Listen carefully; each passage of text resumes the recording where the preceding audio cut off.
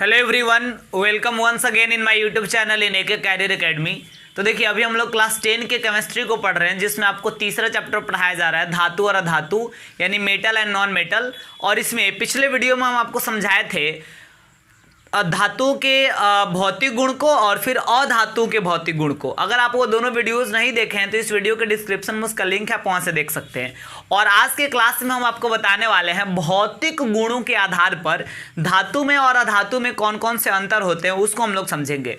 तो ये स्टार्ट करते हैं। लगभग 10 अंतर को हम आपको समझाएंगे। इसमें इसके बीच बीच में जो अपवाद भी है, जहाँ से ऑब्जेक्टिव क्वेश्चन क्रिएट होता है, उसको भी हम आपको बताएंगे। तो देखिए, सबसे पहला अंतर जो है धातु और अधातु में ये है, धातुओं के परमाणु का इलेक्ट्रॉनिक विन्यास निकाला जाता है तो उसके संयोजी सेल में, यानी उसके अंतिम कक्षा में 1, 2 या 3 इलेक्ट्रॉन होते हैं।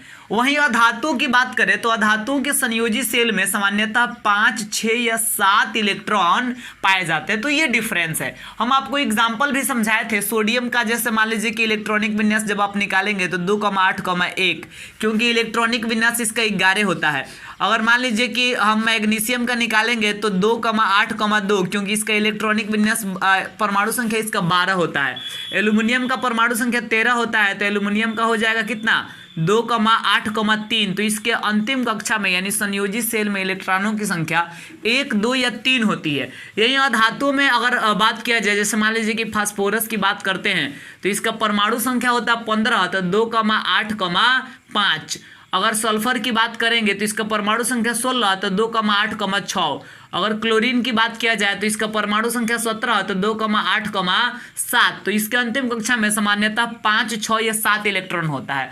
किसी किसी धातु के अंतिम कक्षा में 4 इलेक्ट्रॉन भी होता है। जैसे कार्बन की अगर बात करेंगे तो उसके अंतिम कक्षा में 4 इलेक्ट्रॉन पाया जाता है।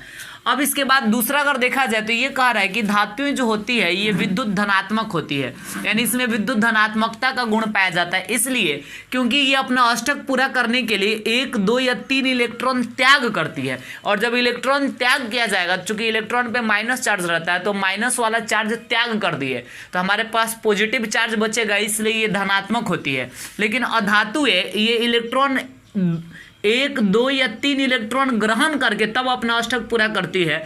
तो चूंकि इलेक्ट्रॉन ग्रहण करेगी, यानी इलेक्ट्रॉन पे माइनस चार्ज होगा और माइनस वाला वो प्राप्त कर रही है, ग्रहण कर रही है, जिसके चलते इस पर माइनस वाला आवेश बढ़ जाता है, जिसके कारण ये विद्युत ऋणात्मक हो जाती है। अब इसके बाद तीसरा पॉइंट समझा जाए तो देखिए, धातुएं जो होती है आघात वर्धनीय एवं तन्य होती है। आघात वर्धनीय का मतलब इसको पीट कर चादर के रूप में बदला जा सकता है, और तन्य का मतलब कि इसको तान कर, यानी खींच कर लंबे तार के रूप में बदला जा सकता है।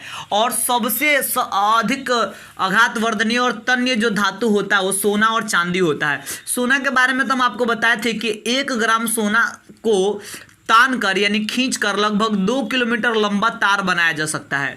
अब 4 नंबर पे आइए, सॉरी इधर देखिए, जबकि अधातुओं की बात करेंगे तो ये भंगुर होती है, यानी इसमें आघात वर्धनीयता और तन्यता दोनों में कोई नहीं पाया जाता है। इसको जब पीटिएगा ना तो ये चादर के रूप में नहीं बदलेगा या तार के रूप में नहीं बदलेगा, बल्कि टूट जाएगा, चकनाचूर हो जाएगा, इसलिए इसको भंगुर कहा जाता है। चौथा पॉइंट देखिए, धातुओं का जो द्रवणांक होता है और क्वथनांक होता है ये काफ़ी उच्च होता है, यानी इसका मेल्टिंग पॉइंट और बॉइलिंग पॉइंट ये बहुत उच्च होता है, यानी अधिक टेम्परेचर तक जाने के बाद यह गलना या उबलना शुरू करता है।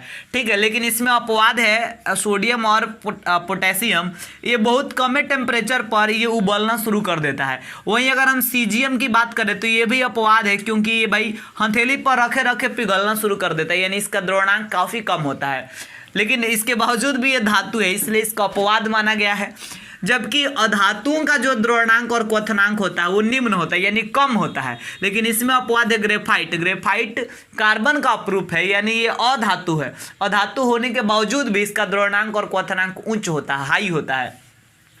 5 नंबर आपको बता दें कि धातुएं जो होती है विद्युत और ऊष्मा की सुचालक होती है, यानी इसके धातुओं के एक सिरे से दूसरे सिरे तक इलेक्ट्रिक करंट का भी प्रवाह हो सकता है और हीट का भी प्रवाह हो सकता है, यानी ये सुचालक होती है। इसमें आपको बता दें सबसे अच्छा सुचालक चांदी को माना जाता है, बल्कि सबसे खराब चालक जो है लेड को माना जाता है। पीबी लेड जो होता है इसको लगभग आप कुचालक भी कह सकते हैं, तो अपवाद के श्रेणी में इसको रखा जाएगा। अब इसके बाद इधर देखा जाए तो अधातुएं जो होती है ये विद्युत और ऊष्मा की कुचालक होती है, यानी बैड कंडक्टर। इसके एक सिरे से दूसरे सिरे तक न करंट का ही प्रवाह हो पाता है और न ही हीट का ही प्रवाह हो पाता है। लेकिन इसमें भी अपवाद है ग्रेफाइट। ग्रेफाइट के एक सिरे से दूसरे सिरे तक विद्युत धारा और ऊष्मा का प्रवाह हो सकता है, यानी अधातु होने के बावजूद भी सुचालक है। ठीक है, इसलिए इसको अपवाद माने हैं। 6 नंबर देखिए, यहाँ कह रहा है कि धातुएं सामान्यतः ठोस अवस्था में पाई जाती है, यानी जितनी सारी भी धातुएं हैं वो सॉलिड फॉर्म में ठोस अवस्था में पाई जाती है। एकमात्र ऐसी धातु है जिसका नाम है पारा, ये द्रव अवस्था में पाया जाता है, वरना सारी धातुएं ठोस अवस्था में ही पाई जाती है। और अधातुओं की बात करेंगे तो ये ठोस अवस्था में भी, द्रव अवस्था में भी और गैस अवस्था में, तीनों अवस्थाओं में पाई जाती है।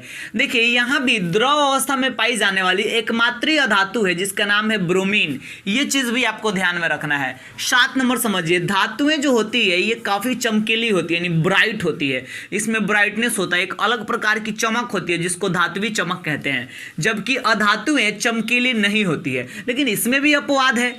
हीरा ये कार्बन का अपरूप है तो अधातु ही मानेंगे। ग्रेफाइट कार्बन का अपरूप है तो अधातु ही मानेंगे। आयोडीन ये तीनों अधातु होने के बावजूद भी बहुत चमकीले ये होते हैं। ठीक है, इसलिए इसको अपवाद में शामिल किया गया है।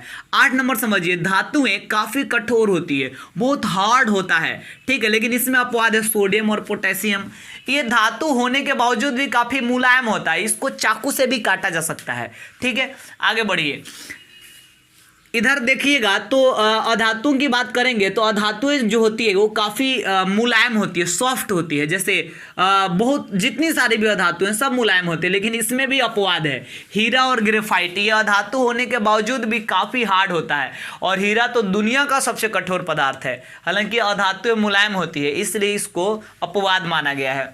9 नंबर समझिए, यहाँ कहा जा रहा है कि धातुओं को पीटने पर एक विशेष प्रकार की ध्वनि उत्पन्न होती है, जिसको धात्विक ध्वनि भी हम कह सकते हैं।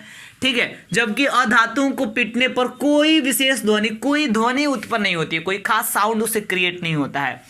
10 नंबर, धातुओं का जो घनत्व होता है यानी डेंसिटी वो काफ़ी अधिक होता है, लेकिन अधातुओं का जो घनत्व होता है वो बहुत कम होता है, यानी निम्न होता है। और इसमें अपवाद है हीरा और ग्रेफाइट।